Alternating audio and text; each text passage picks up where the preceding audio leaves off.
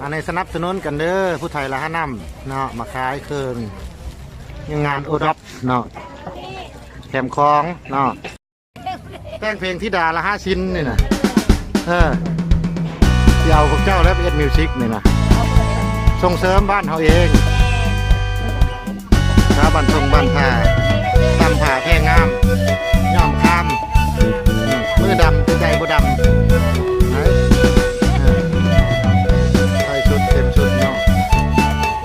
ป้าตุ้ยบ่ได้มาว่าป้าตุ้ยนะเอ็ดเพลงกับจัดพงอยู่เดี๋ยวนี้นะกำลังเอ็ดเพลงหนุ่มจัดพงก็มาหาอยู่2-3 มื้อ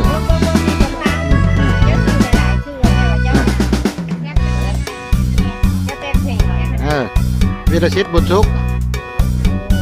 ชื่อค่อยนะงามถ้าประกาศค่ายประกาศเป็นการลาเป็นการใครมางานของพวกเราแล้วก็จะมีเดินตรวจเลือดเนาะแล้วก็เดินทางตรวจเป็นระเบียบข้อแจ้งว่าผู้ประกอบการเราจะเสียลูกค้า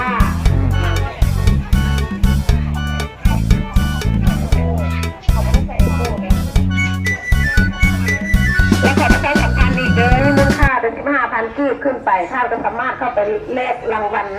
เนาะจากธนาคารการค้าต่างประเทศลาวพวกเราอยู่บูธของกันเลยนะไม่ถูกดูแล้วก็ส้มยา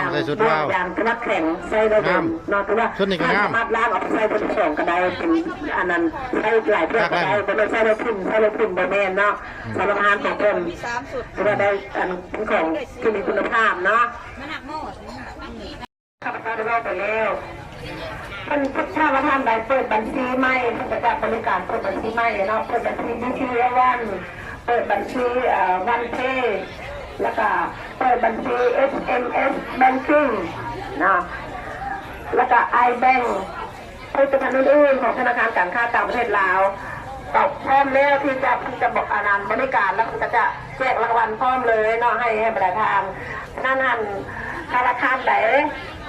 เพื่อความสะดวกของท่านเนาะท่านจะไปให้บริการธนาคารการค้าต่างประเทศลาวของเราผลิตใหม่เนาะ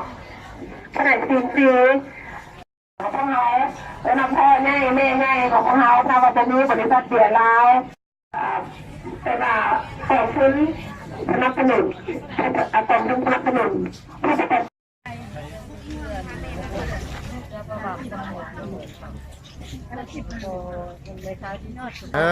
นั่งแบบเลยนี่กินยาบ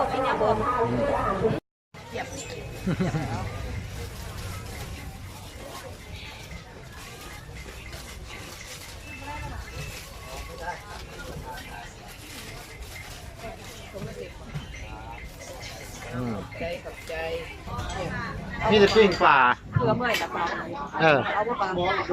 ปลายังเลยเอาปลาหนังอันนี้ว่าปลาหนังอันนี้ป้าดิกังเลยปลาหนังมันจะมามีเรียกปลาหนังไงป้าดิกังเลยจะตัวใหญ่ปลาหนังบอกเอาปลาหนังปลาหนังอันนี้ปิ้งเดียวก็พอแล้ว30ปิ้ง1 30เฉียมครับอุ่นเติมตอนนี้อุ่นเติมเลยเงินทอนซาวฟ้าออกมาทอนซาวยกขึ้นแน่จับปิ้งยกขึ้นดูวิโตเป็นคลาสสิกคลาสเนาะ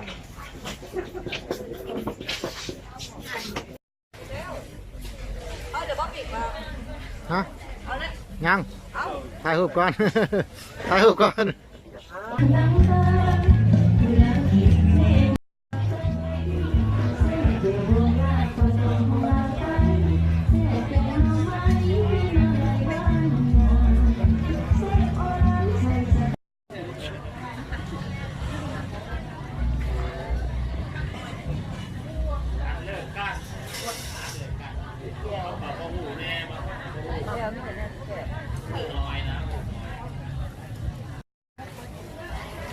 เจ้าน้ำพัก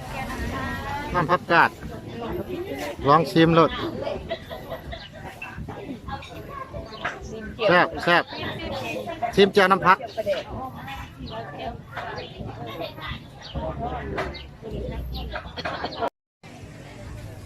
ซื้อน้ำตาลสดน้ำอ้อยสด เป็นก้อนเนอะนี่เนอะน้ำตาลก้อนแซ่บกินกับข้าวตอนเช้า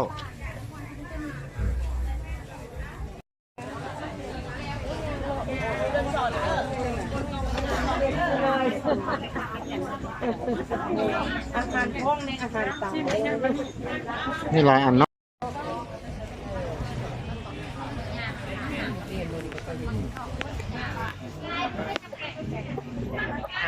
ปิ้งไก่ไก่น้ำปงบ่เนี่ยโอ้สุดยอดได้ฉันกันปีไก่น้ำปงเลยสุดยอดเลย90,000ซับเด้อซับ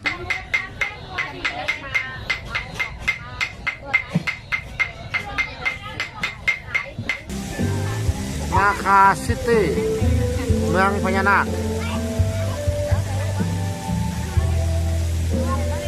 นั่งเลยดิ